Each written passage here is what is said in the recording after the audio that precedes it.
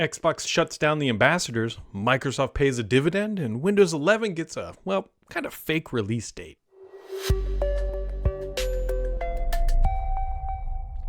Happy Friday, friends. You know what that means. It means it is time to sit back, listen well to the smooth tones of this podcast as we talk about the tech of the week and answer a few questions, and hopefully everybody had a wonderful week. It's late into September, I should say. It's the back half of September, which means we're now closer to October than we are to the start of September, which is kind of crazy. As always, there's a bunch going on in the world of Microsoft and beyond, so let's just not waste any time and let's dive in. Hopefully you had a wonderful week. Here we go.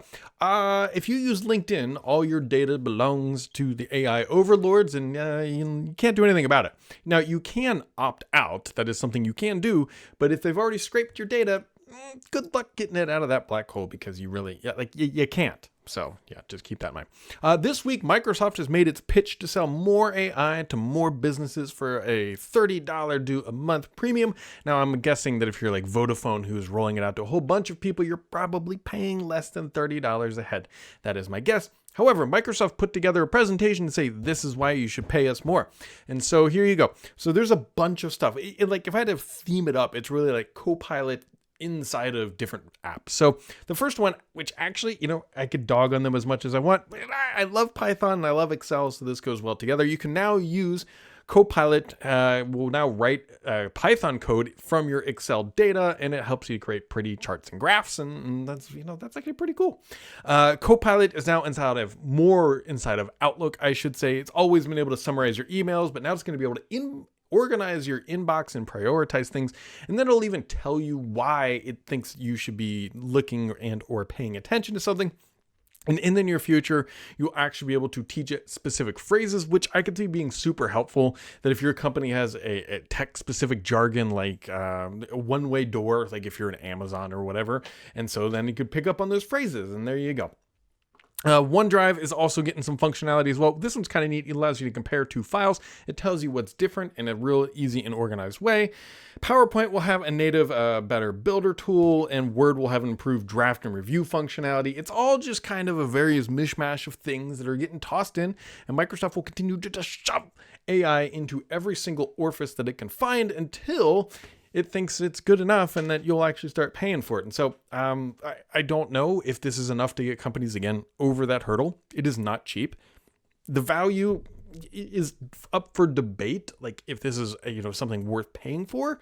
Either way, Microsoft is not slowing down at all and will continue to forge ahead. Now, speaking of forging ahead, Windows 11 24H2 should be dropping here soon. There was a blog post that went out and talked about like September 24th and like Patch Tuesday and said, this is when it's coming. And we're like, okay, that makes a lot of sense. It's that time of the year. Microsoft ships that stuff.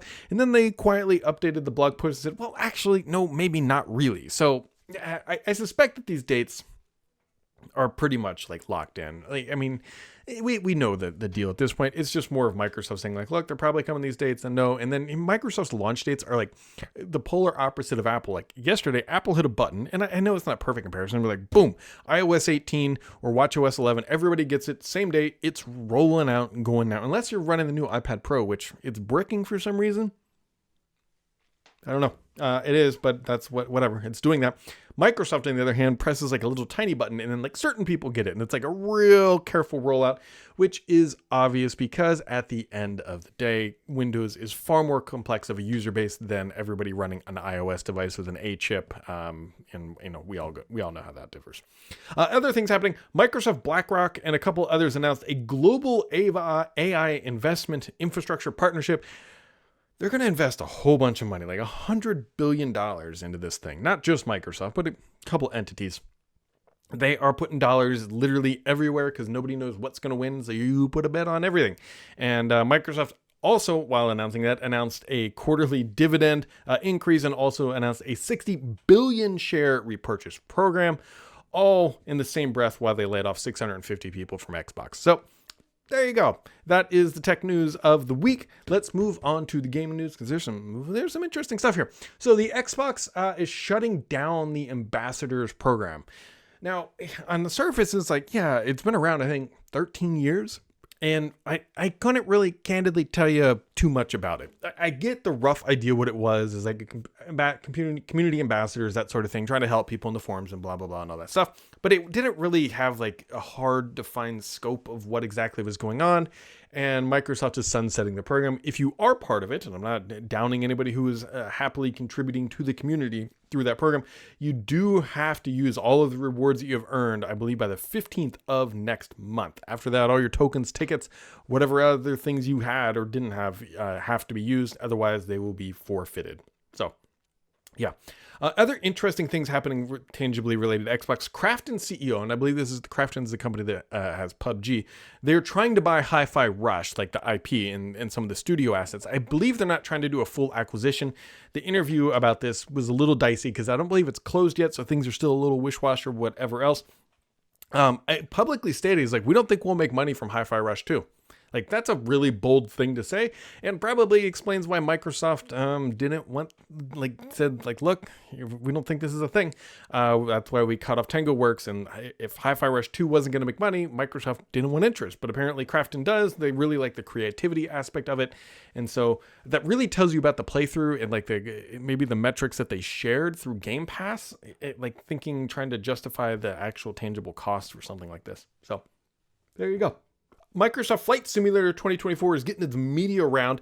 There will be 4 editions of this. The top one topping out at $199 for the Aviator edition. But either way, this update looks pretty darn good. Or this release, I should say. I guess there's a whole bunch of new stuff, new visuals. There's new updated points of interest. There's a new career system. There's new physics systems, like including the hot air balloon inflation. All sorts of stuff. The interesting thing to me is that they've actually trimmed down the package size to 30 gigs. 30 gigs is all that it's going to be. I shouldn't, in quotation, but compared to what it used to be, like this at least gives Series S owners a reasonable shot at being able to download this and use it. It looks like a pretty good update, right? Flight Sim is like one of those unsung heroes of the Xbox and PC world. Like it's a juggernaut of a title. It's definitely best in class, in my opinion, for what it does. And it just keeps getting better and better. And like it's just this quiet IP that continues to kick butt and got a very loyal following. Other IP things that are happening with Minecraft. Microsoft is going to be ending PSVR support in 2025. Now, Microsoft/Xbox knows exactly how many people, I believe, would be using PSVR with Minecraft, and they're clearly just saying hey, it's just not it for us, and we're going to be ending it. And so I don't think this is like Microsoft trying to pull the rug out from under Sony. It's like financially not in their best interest to be doing that. I think it's probably just low usage numbers is my guess. Otherwise, they would continue to support it, right? Like if it's popular, why would you stop supporting something that's popular? Frostpunk 2, which I am interested in, are as well. Our History Untold and more are coming to Game Pass. Those are the big titles. And then also this week on the PlayStation side, there is some major nostalgia happening. And so there's a 30th anniversary of a PlayStation. And while I'm not buying one, this is like right in, those things look nice. Those are nice. I think they're only building like a 1200 or something like that. So they're going to be a scalper's dream. Either way, I think those things look nice. Good luck to Sony selling all of them. I suspect they will have no issue in doing any of that. Moving on to the questions of the week as I smack my screen with my dirty little paws here. The first question into the hopper from Christian T. We'll just go Christian T. It says, hey Brad, did you end up getting an iPhone 16 or are you going to wait? As of right now, I'm waiting. I'm on, this is 13 Pro or something like that. The phone is fine. Like the AI stuff doesn't really intrigue me too much on the Apple side. I hate to say it, the two things that intrigue me the most are USB-C and battery life, which I could have got on a 15, but the 15 had some funky things going on with the camera, and I'm hoping the 16 actually fixes it. I'll wait and see, but I'm like, they come out literally every year at this point, and it's like I'm going to open the same 3 apps. It's going to be whatever. Like those 3 apps will still open, they'll still be fine, and it's whatever. Like my phone, speed and performance, perfectly fine. It's literally just the battery. I'm more tempted. I mean, I could swap the battery out. I could try to do that. That's a little more dicey, I guess. I don't know. I'm going to wait till the holiday season, and see if Verizon does anything, and then we'll go from there. The Joe Finn says, have you tried out Steam's big picture mode? I tried it recently and found it to be pretty great for adding controller support to legacy games. I have used it, but it's not been recent. But yeah, Steam big picture mode, actually, it launched to a significant amount of fanfare, and it's just kind of piddled around in the background. But I think a lot of people like it. Like, I can't imagine people wouldn't like this sort of thing. Mr. PKI dropping some Start 11 questions. He says, how about some Start 11 questions this week? Why do you not use a lightweight store update so we don't have to go through, it's technically not an MSI install wizard once a month. It's not an MSI install wizard. I know that for a fact, although we might be moving to MSI. So the reason why we're not in the store is it just like... The problem with it is we have a very, I don't want to say complex, but I don't want to say this either, like reliable update mechanics that we are in complete control of, and it's very easy for us to sample things, so like get things out into the universe. We have a good update package pipeline. The weak point to what Mr. PK is talking about is actually the end user interface, not the technology stack that's powering it and pushing it all this stuff out, which was all built in-house. It's actually just our pop-up needs some C++ love is the best way I can describe it. So the other part of it too, which we're actually working on, and this is fair and valid feedback, says, why not have a pop-up that lets us know what's new every month when you release an update? That is actually something we have implemented now. We don't pop it. We actually popped it in some other test scenarios because we're trying to reduce the number of pop-ups, because the scenario we don't want to have is like pop-up, here's an update, pop-up, here's the thing. And like, so we are real cognizant of trying not to do that because we recognize that it's a distraction. But at the same time, we have robust change logs. Like, we have them on our site. We do a very good job of maintaining them, and we use them diligently. And so it would be in our best interest to show that change log to the end user. And that is actually something we will likely be shipping in 2025 is that change log mechanic, so that people know that like they didn't just install an update, they actually got something for the time that it took for that to happen. And the updates we push aren't large from a volume perspective. It's typically at most one per month, and there are a few megs at best. So good questions, and candidly fair feedback. Like we recognize that our update mechanics, the end user point, can always be improved. And so it's on our agenda for the next year, actually. One of the things we considered, and it's a bit challenging, is actually just using toast notifications, the built-in Microsoft stuff.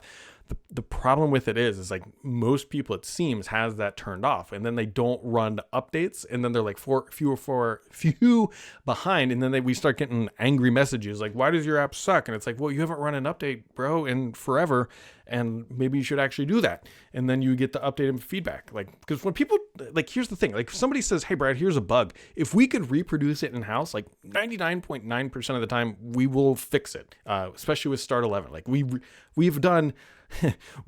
shipped updates for taskbar fixes that we know impact, based on what people tell us, probably like 2 users of the entire user base. But like if people need fixes, it's hopefully we fix them wide and broad, and we're happy to do it. So Rob says, with the announcement of another foldable phone, what do you see coming from this arena in the near future for foldables? So obviously there's the, like, what's Apple gonna do with the foldable? I will tell you that I am not super sold on foldables. Like, I mean, this is the Surface Duo, the Gen 1 at the end of the day, and you can go like this. And so like the novelty aspect of expanding the display from a single point view is like, I totally get that. But it's like the same thing from going from an iPhone to an iPad. It's the same experience, but just slightly bigger. iPad is probably like a really good example, because like a lot of apps like Instagram on iPad is just garbage. There is no app. And so like it's literally the same thing. And so like, is the extra pixels but the same content density, if they don't optimize for it, really worth the expense of having significantly higher cost of entry? I don't know. But what do I see coming in the foldable space? I think the thing right now, everybody's chasing thin and light, right? That's sort of, if you can make a foldable that's the same depth and width and thickness as an iPhone, then maybe you have a winning formula. Huawei has done a really good job they have like a tri-folding thing. But like, to me, it still feels like a solution in search of a problem. I don't know, other than like maybe watching a movie on a plane, or if you are somebody who's like fiercely loyal to the iPad and the iPhone and you're looking for one device to rule them all, maybe. I don't know I think we're just going to continue to see thin, light, hopefully better battery life. But at the end of the day, like, we're not seeing novel enhancements outside of potentially software like AI. But again, okay, what can AI do on a slightly larger screen that it can't do on a phone? So that's the reason why I'm hesitant to say like AI is going to make foldables more useful. Like it's not. It might make single screens more useful, but a dual screen is just, a single screen times 2. So I don't have a great answer for that, other than it's going to be a lot like your phone, but probably pricier and probably a slightly larger display in a more awkward format. There's already been it's always like you get something in there and you smush it and then your screens are shattered.